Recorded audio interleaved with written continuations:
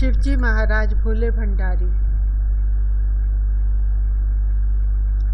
Moon in first house, चंद्र प्रथम भाव में। हुक्म पूरा माता का गर तू करेगा, उम्र रिजक माया न तेरा हटेगा। फलादेश, सामान्य तौर पर पहला घर मंगल और सूर्य का है। जब चंद्रमा इस घर में आता है तो यह घर मंगल, सूर्य और चंद्रमा के संयुक्त प्रभाव में आ जाएगा, यानी सभी तीन परस्पर मित्र इस घर के रहने वाले माने जाएंगे। सूर्य और मंगल अपने प्राकृतिक मित्र चंद्रमा को मदद देंगे। ऐसा जातक नरम दिल होगा, अपनी माँ के सभी गुण उसे विरासत में मिलेंगे। वह या तो सबसे बड़ा भाई होगा या निश्चित रूप से बड़े भाइयों का साथ देगा। जब तक जातक अपनी माँ का आशीर्वाद प्राप्त करता है और उसे खुश रखता है, तब तक वह हर तरह से बढ़ेगा और समृद्ध होगा। बुद्ध के रूप में प्रतिनिधित्व करने वाली चीजें और रिश्तेदार जो चंद्रमा के लिए अयोग्य है, नुकसान करेंगे, जैसे भाभी और हरा रंग, इसलिए इनसे दूर रहना ही बेहतर है। दूध जलाना, खोआ बनाने के लिए या लाभ के लिए दूध बेचना चंद्रमा की शक्ति को कम कर देगा। सुख और समृद्धि के लिए दूसरों को स्वतंत्र रूप से पानी और दूध देना चाहिए।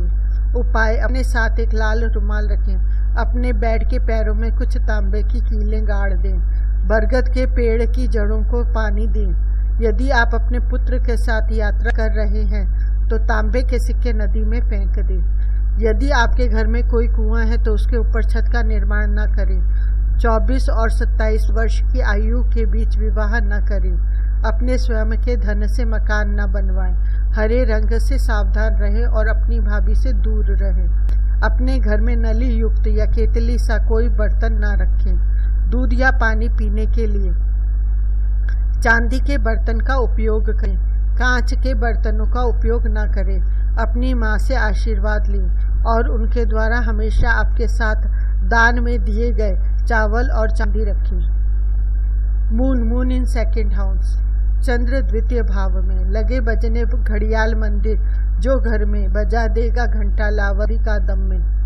फलादेश, जब चंद्रमा द्वितीय भाव में हो तो बृहस्पति शुक्र और चंद्रमा से प्रभावित होगा, क्योंकि यह पक्का घर है। बृहस्पति का स्थायी घर और शुक्र द्वितीय राशि वृष का स्वामी है।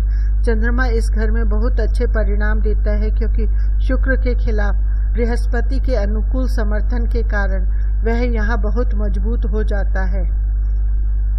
जातक की बहनें हो या ना हो, लेकिन निश्चित रूप से भाई होंगे। यदि उसके पास ऐसा नहीं है तो उसकी पत्नी निश्चित रूप से भाई की तरह साथ देगी। वह निश्चित रूप से माता पिता की पैतृक संपत्ति का हिस्सा प्राप्त करेगा। यहाँ चंद्रमा पुरुष संतान के साथ संतान के योग सुनिश्चित करेगा। मूल निवासी अच्छी शिक्षा प्राप्त करेगा, जो उसके भाग्य को बेहतर करेगी। चंद्रमा की चीजों से जुड़ा व्यवसाय अत्यधिक लाभप्रद साबित होगा। वह एक प्रतिष्ठित शिक्षक भी हो सकता है। 12वें घर में केतु यहाँ चंद्रमा के ग्रहण का कारण बनेगा, जो जातक को अच्छी शिक्षा या पुरुष संतान से वंचित करेगा।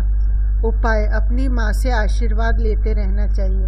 अपनी माँ से चंद्रमा से जुड़ी चीजें जैसे चांदी, चावल आदि लेना चाहिए और उन्हें अपने पास रखना चाहिए। अपने घर में घंटियां और पीतल से निर्मित चीजें नहीं रखनी चाहिए। अपने घर की नींव में चांदी की ईंट दबानी चाहिए। भगवान शिव की पूजा करनी चाहिए। सोते समय अपने बगल में एक दूध का पात्र रखना चाहिए और सुबह उसे किंकर या वृक्ष में डालना चाहिए। यदि आपके घर में पानी की टंकी है तो आपको इसे बार बार साफ करते रहना चाहिए। ये आपको अपने घर की छत के नीचे हैंडपंप या कुएं का निर्माण नहीं करवाना चाहिए। घर के परिसर के भीतर निर्मित मंदिर संतान के लिए अनुकूल नहीं होगा। अपने घर में कोई महिला बीमार हो रही है या कुछ अन्य समस्याओं का सामना कर रही है तो आपको लगातार 43 दिनों तक लड़कियों को हरे रंग के कपड़े दान करते रहना चाहिए। अपने घर में कुछ एक अच्छा स्थान रखना चाहिए। मून इन थर्ड हाउस, चंद्रमा तृतीय भाव में। भरा माया होगा जहाजों का बेड़ा, पीवे दूध खुद बहन भाई जो तेरा। फलादेश, चंद्रमा यहाँ मंगल बुध से प्रभावित होगा। यहाँ चंद्रमा लंबे जीवन और धन को सुनिश्चित करने के लिए अत्यधिक फायदेमंद साबित होता है। यदि 9वें और 11वें घर में कोई ग्रह नहीं है तो चंद्रमा के तीसरे घर में होने के कारण मंगल और शुक्र अच्छे परिणाम देंगे। शिक्षा प्रगति का रसस्ता तैयार करेगी। यदि कुंडली में केतु शुभ है और चंद्रमा को नुकसान नहीं पहुंचा रहा है तो जातक की शिक्षा अच्छे फल देगी और हर तरीके से लाभप्रद साबित होगी। उपाय: वित्तीय लाभ के लिए घोड़ा रखना अनुकूल होगा। कन्या के जन्म के समय चंद्रमा से संबंधित चीजें जैसे दूध, चावल आदि का दान करें। लड़के के जन्म के समय सूर्य से संबंधित चीजें जैसे गेहूं, ज्वार आदि का दान करें। सामान्यतः सूर्य से संबंधित वस्तुओं का दान करना फलदायी होगा। देवी दुर्गा की पूजा करना भी फलदायी होगा।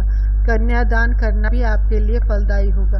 भगवान शिव की आराधना करना, धार्मिक स्थलों पर जाना आपके लिए फलदायी होगा। आपको अपनी माँ से आशीर्वाद लेना चाहिए और उसकी देखभाल करनी चाहिए। बेड के पैरों में चांदी की कीलें लगाना बहुत अनुकूल रहेगा। अगर आपकी बेटी के पैसे का उपयोग आपको अपनी बेटी के पैसे का उपयोग नहीं करना चाहिए। अपने परिवार में सदस्यों की संख्या के बराबर चांदी या तांबे का दान करें। मून इन 4th हाउस, चंद्र चतुर्थ भाव में। शुक्र सुख में क्यों तू, न दौलत का करता, कदर दुखिया जाने जो हो आहें जो भरता। फल आदेश: चंद्रमा चौथे घर का स्थायी निवासी है। यहाँ चंद्रमा हर तरह से बहुत मजबूत और शक्तिशाली हो जाता है। चंद्रमा द्वारा दर्शाई गई चीजों के साथ और उनका जुड़ाव जातक के लिए अत्यधिक फायदेमंद साबित होगा। पैर छूकर अपनी माता या बुजुर्ग महिलाओं का आशीर्वाद प्राप्त करें। चौथा घर आय की नदी है जो व्यय में वृद्धि जारी रखेगा। दूसरे शब्दों में व्यय आय में वृद्धि करेगा। मूल निवासी एक प्रतिष्ठित और सम्मानित व्यक्ति होगा जो नरम दिल और सभी प्रकार के धन के साथ होगा। वह अपनी माँ के सभी गुणों को विरासत में लेगा और शेर की तरह साहसपूर्वक जीवन की समस्याओं का सामना करेगा। वह धन के साथ साथ सरकार से सम्मान और लाभ प्राप्त करेगा और दूसरों को शांति और आश्रय प्रदान करेगा। चंद्रमा यहाँ जातक के लिए अच्छी शिक्षा सुनिश्चित करेगा। यदि बृहस्पति 6वें भाव में और चंद्रमा चौथे भाव में है तो माता पिता का ही पेशा अपनाना अनुकूल होगा। उपाय: दूध दान करना अनुकूल रहेगा। आपको दूध से संबंधित व्यवसाय नहीं करना चाहिए। किसी खास काम करने के लिए बाहर जाने से पहले आपको दूध या पानी से भरे बर्तन की स्थापना करनी चाहिए। भगवान शिव की आराधना करें। नदी सरोवरों में स्नान करें। अपनी छत के नीचे हैंडपंप या कुआं स्थापित न करें। चंद्रमा पंचम भाव में, मून इन 5th हाउस। सलाह नेक की जो बुरा करते लेता, भला उससे बढ़कर नहीं कोई होता। फलादेश: चंद्रमा यहाँ सूर्य केतु से प्रभावित होगा। जातक धन अर्जित करने के लिए सिर्फ सच्चे और सही साधन अपनाएगा और गलत काम नहीं करेगा। वह व्यवसाय में अच्छा नहीं कर सकता है लेकिन सरकार से लाभ और सम्मान प्राप्त करता है। उसके द्वारा समर्थित इंसान को जीत हासिल करने के योग होते हैं। जातक दूसरों के कल्याण के लिए कई काम करेगा लेकिन दूसरे इसका भला नहीं करेंगे। इसके अलावा यदि वह लालची और स्वार्थी हो जाता है तो नष्ट हो जाएगा। यदि वह अपनी योजनाओं को गुप्त रखने में विफल रहता है तो उसके अपने ही उसे गंभीर रूप से नुकसान पहुंचाएंगे। उपाय: सोमवार को बहते पानी में एक सफेद कपड़े में लपेटे हुए कुछ चावल और चीनी के टुकड़े प्रवाह करें। भगवान शिव को आम के पत्ते अर्पित करें। दूसरों के खिलाफ अपशब्दों का प्रयोग न करें और अपनी जीभ पर नियंत्रण रखें। लालच से दूर रहें। दूसरों के प्रति असभ्य व्यवहार न करना। धार्मिक कार्यों में रुचि लें। पहाड़ों की यात्रा करें। कोई काम करते समय दूसरों से सलाह लेना। भगवान शिव की आराधना करें। गंगा नदी में स्नान करें। अपनी छत के नीचे हैंडपंप या कुएं का निर्माण न करवाना। मून इन 6th हाउस, चंद्र 6ठे भाव में। एवज तुझको दुनिया है तेरा ही देती, नहीं पहले की गर तू कर देखने की। फलादेश: यह घर बुध और केतु से प्रभावित है। इस घर में चंद्रमा 2, 8वें, 12वें और चौथे घर में स्थित ग्रहों से प्रभावित होगा। जातक बाधाओं के साथ शिक्षा प्राप्त करेगा और अपनी शैक्षिक उपलब्धियों के लाभ के लिए बहुत संघर्ष करना पड़ेगा। जातक किसी बीमार प्राणी के मुंह में पानी की कुछ बूंदें डालकर उस रोगी को रोग मुक्त कर सकता है। चंद्रमा 6वें घर में अशुभ हो तो जातक अकेला रहना पसंद करता है या आत्महत्या की प्रवृत्ति होगी। उपाय, अपने पिता को अपने हाथों से गुड़ खिलाएं। किसी धार्मिक स्थान पर चने की दाल, गेहूं या गुड़ का दान करें। दूध का दान कभी ना करें। अस्पताल या शमशान भूमि में पेयजल सुविधा उपलब्ध कराएं। खरगोश पालें। रात में दूध ना पिए। अपने रहस्यों को किसी के सामने प्रकट न करें। यदि आपकी माता का स्वास्थ्य कई दिनों से खराब है तो किसी धार्मिक स्थान पर दूध का दान करें। अपनी दादी नानी से चांदी दान रूप में लेकर अपने पास रखें। चांदी का दान न करें। सोमवार का व्रत रखें। भगवान शिव की आराधना करें। Moon in 7th house. Chandra 7th भाव में। नहीं दिन है, परिवार बत्ते को लगते, भरेंगे खजाना जो अपने ही धन से। फलादेश 7वां घर शुक्र और बुध का है। अब इस घर के परिणाम शुक्र, बुध और चंद्रमा से प्रभावित होंगे। शुक्र और बुध मिलकर सूर्य का प्रभाव देते हैं। एक भाव 7वें घर को देखता है। फलस्वरूप एक भाव से सूर्य की किरणें 7वें स्थान पर स्थित होने पर चंद्रमा को चमत्कृत करेंगे, जिसका अर्थ है कि चंद्रमा द्वारा प्रतिनिधित्व की गई चीजें और रिश्तेदार अत्यधिक लाभकारी और अच्छे परिणाम प्रदान करेंगे। धन या दौलत कमाने के लिए शैक्षिक उपलब्धियां फलदायी साबित होंगी। जातक के पास संपत्ति हो या ना हो, लेकिन निश्चित रूप से हमेशा हाथ में नकद पैसा होगा। उसके पास कवि या ज्योतिषी बनने की अच्छी क्षमता होगी, अन्यथा वह चरित्रहीन होगा। जातक की पत्नी और माँ के बीच झगड़ा फसाद होता रहेगा। उपाय, 24वें वर्ष के दौरान शादी नहीं करनी चाहिए। दूध या पानी से संबंधित व्यवसाय नहीं करना चाहिए। अपने चरित्र को साफ रखें। अपनी माँ का ख्याल रखना। यदि आपकी शादी के समय आपकी पत्नी आपके घर में अपने वजन के बराबर चावल लाती है तो यह अनुकूल होगा। Moon in 8th house. Chandra 8th भाव में। बुजुर्गों के दिन चीज चंद्र जो देता, रुके न कभी सांस जब तक हो लेता। फलादेश, चंद्रमा यहाँ जातक की शिक्षा को बुरी तरह से प्रभावित करता है, लेकिन अगर शिक्षा अच्छी तरह से चल रही है तो जातक की माँ का जीवन छोटा हो जाएगा। चंद्रमा यहाँ अक्सर पैतृक संपत्ति से वंचित करता है। जातक को कुआं तालाब के पास घर नहीं बनाना चाहिए। उपाय, माँ से चांदी या चावल लें और जीवन भर अपने पास सुरक्षित रखें। कभी भी दूध या चावल का दान न करें। 8 सोमवार के लिए किसी मंदिर में बिना चीनी वाला पेड़ा चढ़ाएं। सोने में मोती पहने। राहु या केतु द्वितीय भाव में हो तो दूध से भरी बोतल वीराने में दफनाएं। अपने बड़े चाचा की पत्नी का ख्याल रखना। जुआ और लॉटरी से दूर रहें। अपने पूर्वजों को श्राद्ध तर्पण करें। अपने ससुराल वालों से अपनी पत्नी के वजन के बराबर चावल लें। अपने चरित्र को साफ रखें। रात में दूध न पिएं। अस्पताल या शमशान में एक हैंडपंप का निर्माण करवाएं। सोने के काम में लिप्त न हो। सोमवार का व्रत रखें। अपने घर में गंगा जल रखें। Moon in 9th house. चंद्र 9वें भाव में। असर तुखम सोहबत वही कृतघन का, फर्क दूध गाय का जो होता थोहर का। फलादेश, 9वां घर बृहस्पति का है जो चंद्रमा का बहुत अच्छा दोस्त है।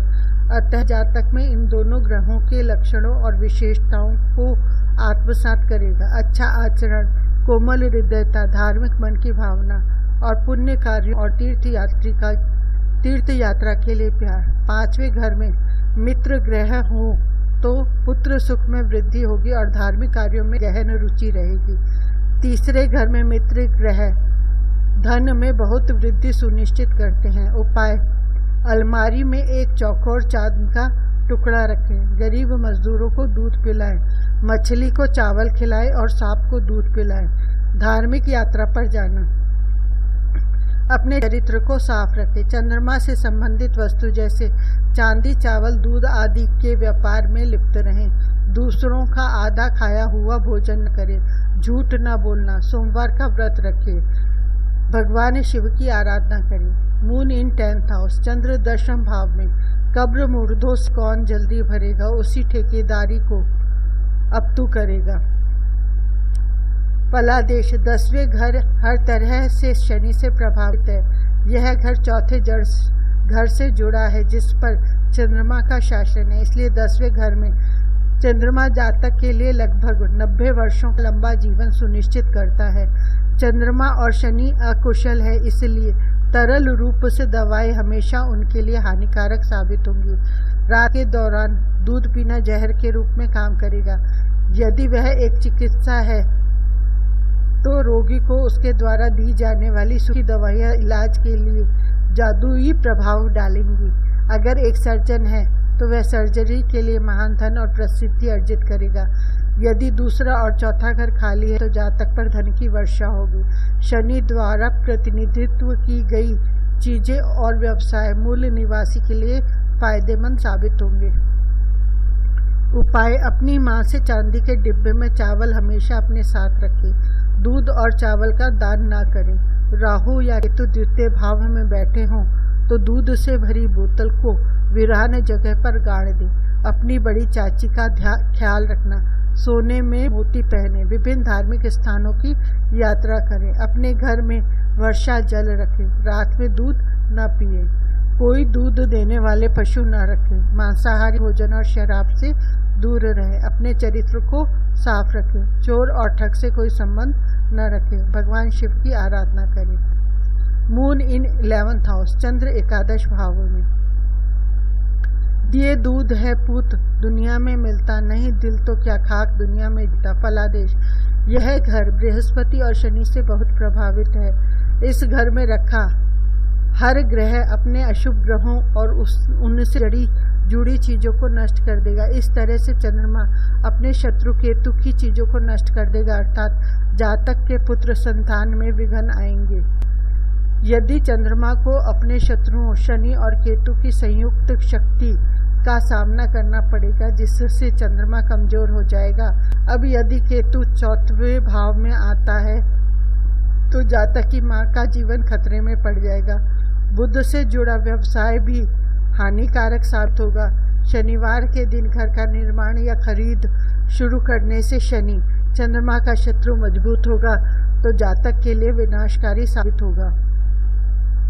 मध्य रात्रि के बाद कन्यादान और शुक्रवार को किसी भी शादी समारोह में भाग लेने से जातक की किस्मत खराब हो जाएगी। उपाय, यदि आपके घर गेहूं पीसने की मशीन का पत्थर हो तो उसे उस स्थान पर रखें जहां पानी गिरता है, या यदि आपकी माँ उसे दूध से धोती है तो आपका परिवार फलता फूलता है।